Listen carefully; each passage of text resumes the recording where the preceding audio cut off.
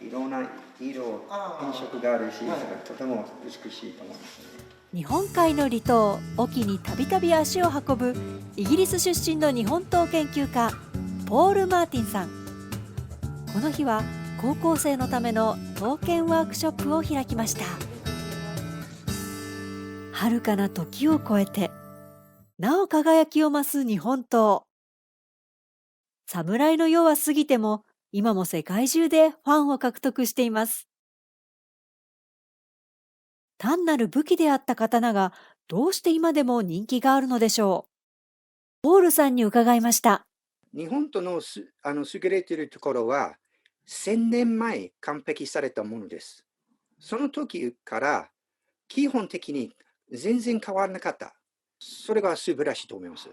ポールさんは元イギリス大英博物館の学芸員、隠岐海士町で刀の魅力の鍵を握るある人物について調査するのが夢でした。第82代天皇後鳥羽天皇、後の後鳥羽院です。時の天皇が全国から名のある刀工を月替わりで召し抱えたのです。後世に五番鍛冶とも称されたこの事業、秀逸な刀が貴族や武士に授けられ、人々の憧れとなりました。鎌倉時代からアートとして非常に気に入っている感じで見てる。すごく影響があったと思います。そのため鎌倉時代は、一番、ゴールデン時代というの時代です。日本との世界で。後鳥羽院自らが刀を鍛え、また鑑定されたと言われます。作品の刀身にはお好きだった菊の花が。この銘が皇室の菊の御紋の起源とされています。後鳥羽上皇が一番古いのパトロンだから、ほとんど歴史本がいつも後鳥羽上皇とその五番鍛冶の話始まるんですけど。刀が我が国を象徴する美術品にまで価値を高めた、その起点の一つに後鳥羽院がおられました。世界中で後鳥羽上皇以外はないと思います。世界中の日本刀のコレクター、ご存知と思います。後鳥羽院は何事にも先進的でエネルギッシュに時代を牽引した名プロデューサーだったのです。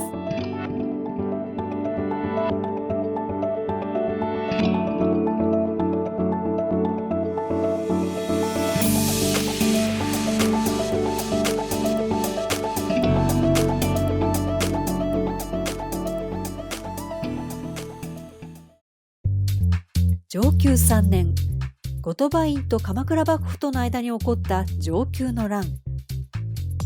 後鳥羽院は武家の台頭を恐れ、無謀にも倒幕を目指したとする説が有力でした。学問をおろそかにして武道にふけり、提督に欠けていたと批判する歴史書も見られます。しかし近年、こうした見方に疑問の声を上げる専門家たちがいます。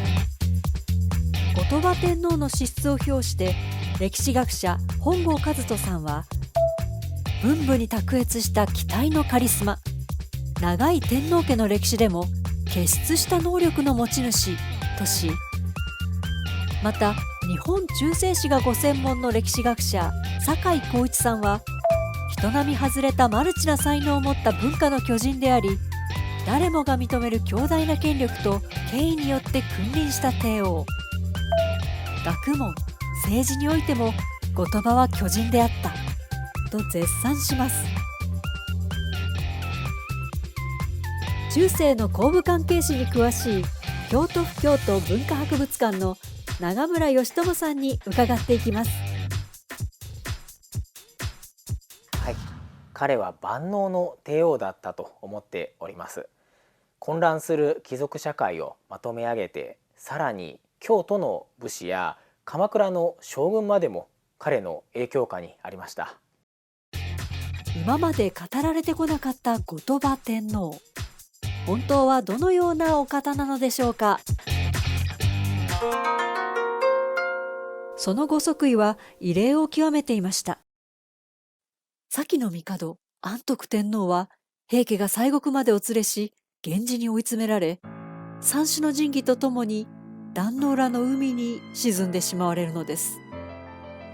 天皇不在の緊急事態に急遽即位することになった第四王子、第82代天皇後鳥羽天皇です。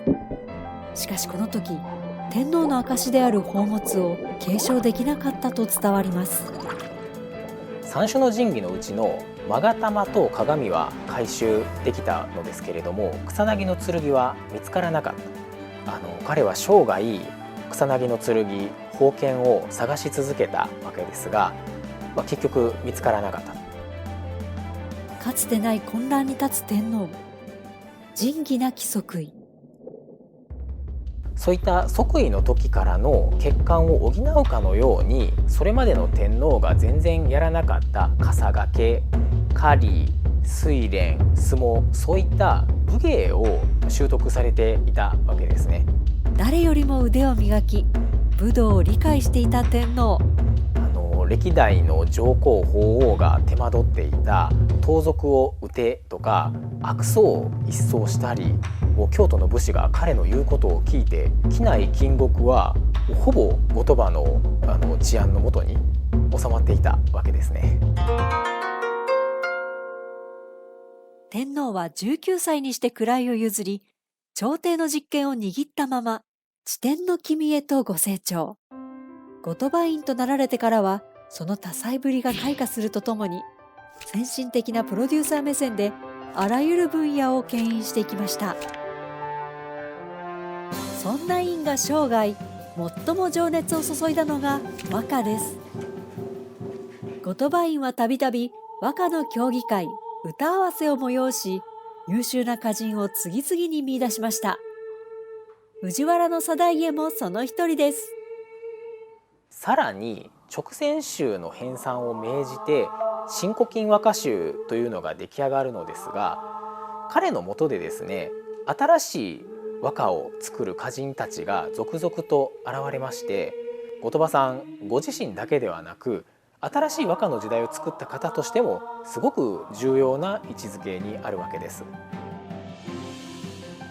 後鳥羽院はまさに和歌の黄金期を生み出した歌の聖、歌聖と呼ばれています。勅撰新古今和歌集の序文にはこう記されます。大和の国の歌は世を治め、民を和らぐる道とせり。日本の和歌というものは平和を保ち、人を和ませる道である。院の御所には有力な貴族や文化人が集まり、政治力を伴う宮廷サロン後鳥羽院を形成しました。美意識や文化芸術に優れることが人々の心をつかみ、戦のない治世を実現していたのです。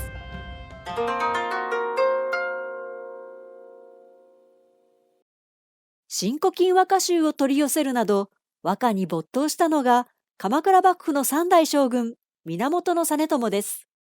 歴代将軍鎌倉殿を務めた源氏は武家とはいえ天皇の流れを汲む一族。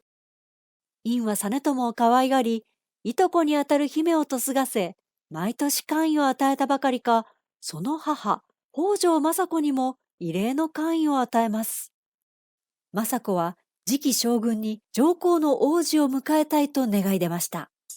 実現すれば親王将軍、鎌倉はこの上ない権威を得られます。後鳥羽院と鎌倉殿の関係は蜜月でした。実朝が院を慕う歌がいくつも残っています。ところが承久元年、実朝が甥に暗殺されると、院と鎌倉の間には大きな亀裂が走ります。将軍の座をめぐり、暗殺や源氏の粛清が続く鎌倉幕府。裏で糸を引いていたのではないかとされるのが北条義時です。親王将軍として我が子を要求されても、院には到底信頼できません。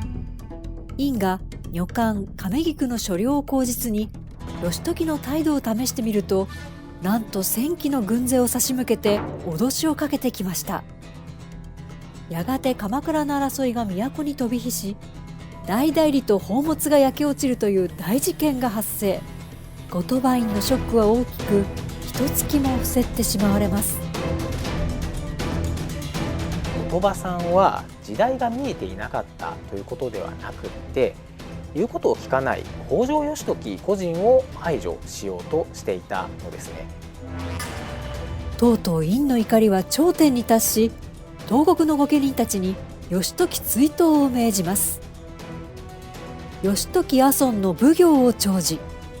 朝廷は公的な命令書により、武力で世を乱す義時の政治的引退を迫ったのです。しかし運命は思わぬ方向へ転がりました。後鳥羽さんの命令を持っていった使者が早い段階で捕まえられてしまったと。後鳥羽さんの命令を何人かの有力御家人は知っていたと思うんですけれども、北条政子が後鳥羽さんは関東を攻めようとしていると。で、事情を知らない武士たちにすればそれは一大事だということになって、京都に向かって流れていったということだろうと思います。後鳥羽院はなすすべもなく敗れます。承久3年6月のことでした。酒井さんは承久元年から同3年に至る後鳥羽の動きや承久の乱について記す鎌倉記の資料から倒幕の2文字を読み取ることは難しいと指摘します。北条方の武力による反乱。承久の乱の正体を見直す時が来ています。義時は早々に乱の収拾を始めます。院には奈良時代に御流の地と定められた隠岐へ。日本史上の最大の転換点だと思います。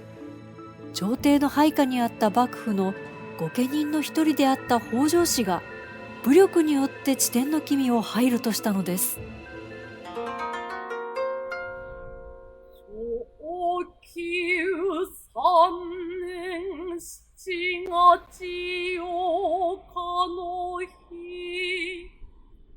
後鳥羽院が活躍された都からはるか270キロ。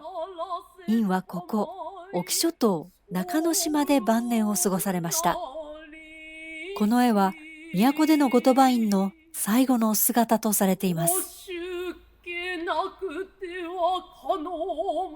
沖ノ国に差し掛かった頃、船は嵐に見舞われてしまいます。後鳥羽院はこのように読まれました。我こそは新島守よ沖の海の荒き波風心して吹け。私が新たな島守であるぞ。風よ、私が帝王であることをわきまえて吹け。作家で歌人の丸谷佐一さんはこの歌風を文学史に一人しかない帝王朝と書きました。院が選んだ島守という言葉には当時島の神という意味がありました。沖に宿る神と対峙した院が、私こそが新しく島の神として乗り込んだ帝王であると興じたのかもしれないというのです。少なくともその種の見立てやおどけは、我こそはと強く張った出だしにはふさわしい。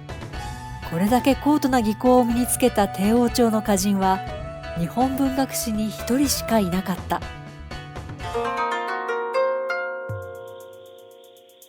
院がたどり着いたのは島の南端佐岐。お供の者が宿を探して歩いたという言い伝えからか、宿恋という地名が残ります。第一夜は無事美保神社で過ごされました。道中一行は牛が角で小競り合いをしている姿に遭遇します。ご覧になった後鳥羽院が初めてにこやかな表情をされたと言われ、隠岐に伝わる闘牛、牛好きの起源になりました。現在の隠岐郡海士町勝田郷。隠岐の中でも地形的に恵まれたここが院の安西所に選ばれました。後鳥羽上皇御発体像。沖に移られた後鳥羽院が水面に映るお姿を自ら描かれたと伝わります。沖で繰り広げられる四季の表情が火星後鳥羽院を新たな境地へと誘いました。円筒音百首はお移りになって間もなく完成した歌集です。院がご覧になった島の風景や里人の勤勉な働きぶりなどが描かれ、当時の沖を知る貴重な資料となっています。都の歌人たちとのやりとりの中で、院は素晴らしい企画を思いつきます。前代未聞、遠隔歌合わせです。美しいお題ごとに多くの歌を届けさせ、歌人たちを左側、右側にチーム分けし、お題ごとに和歌の出来を競う歌合戦です。御所でされていたように、院が判定をし、歌の評価を送りました。火星後鳥羽院は、京の都にあらずとも、本町一の和歌サロンを開くことができたのです。晩年には、かつて完成を見た新古今和歌集の再編纂を始められました。沖本新古今和歌集です。藤原定家を祖とする和歌の家系、京都冷泉家しぐれ亭文庫に上々のみが現存します。後鳥羽院の腹心の選者の一人、藤原家隆。院の沖本の完成に力を尽くしました。序文にはこのように綴られます。天の浮橋に立つイザナギイザナミの神が日本列島を作った時の歌や、スサノオノミコトが演じた八重垣の最初の和歌に心を寄せる民は、この歌集を大切に、遥か先の世まで残してほしい。どんな正統な天皇よりも天皇らしくあられた後鳥羽院。60歳で崩御されるまで、その帝王ぶりを沖から発信し続けておいででした。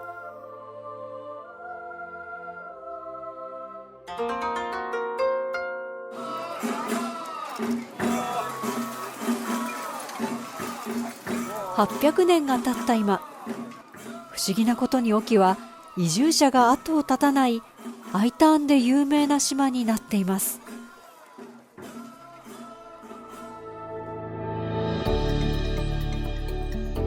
常に変化を受け入れてきた島は、やりがいや生きがいを求める人をつなぐ場所。み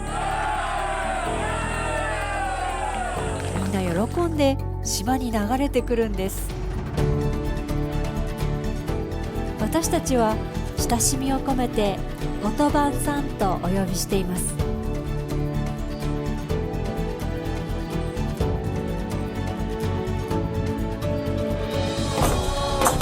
後鳥羽さんは私たちの偉大な先輩です。後鳥羽さんが伝えた文化とスピリッツが沖の柱となり、時代ごとに形を変えてさまざまなつながりを生み出してくれました。後鳥羽さんのもとに集う私たちは、もしかしたらサロン後鳥羽院のメンバーなのかもしれません。